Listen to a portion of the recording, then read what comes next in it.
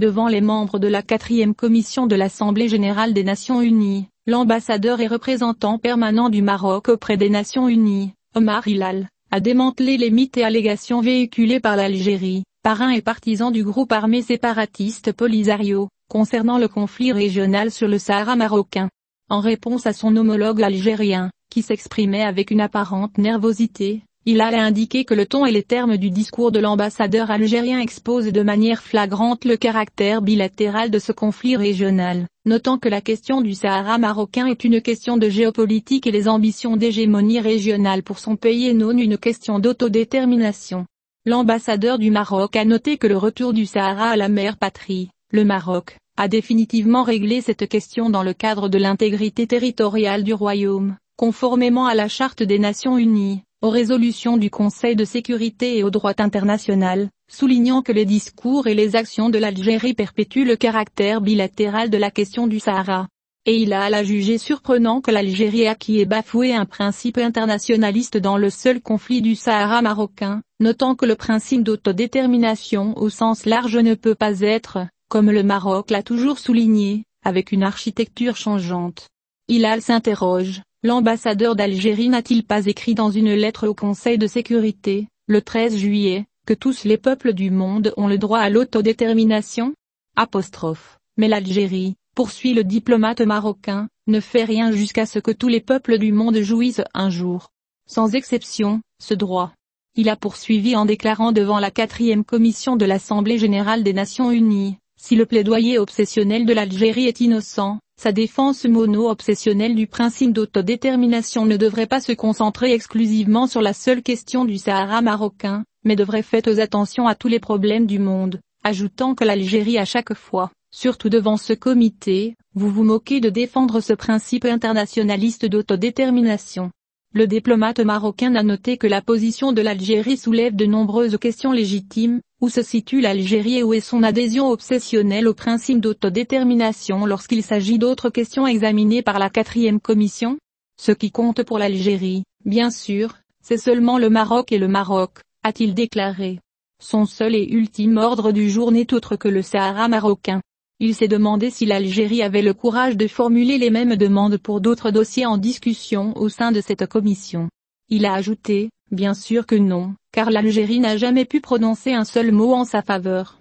Il s'est également demandé si la défense de la Charte des Nations unies permet à un pays, l'Algérie en l'occurrence, de se positionner comme un exécuteur de ce principe, notamment en recourant à un groupe séparatiste armé ?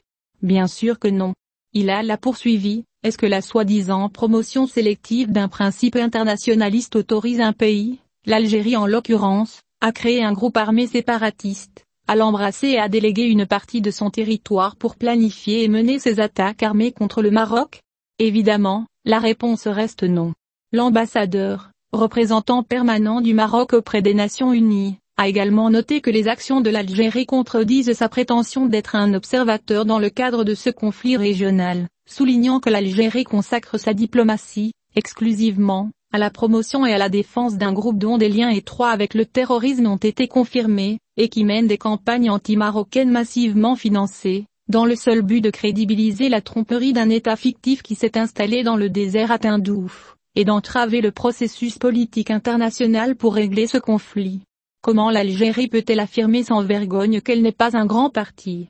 A demandé l'ambassadeur, ajoutant, l'Algérie n'a-t-elle pas rejeté l'accord cadre proposé par Jeanne Baker en 2001 ?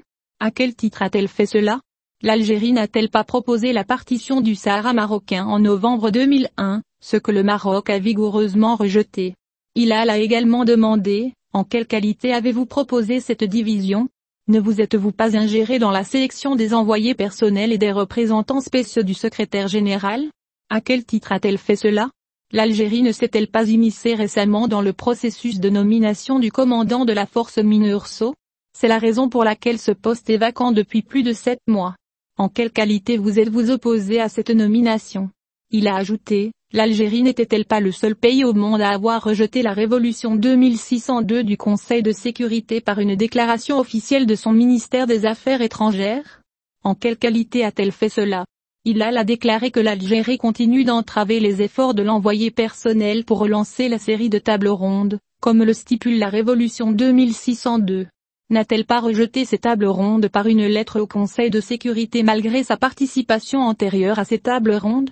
Table par l'intermédiaire de deux de ses ministres des Affaires étrangères, respectivement. En quelle qualité vous opposez-vous à cette série?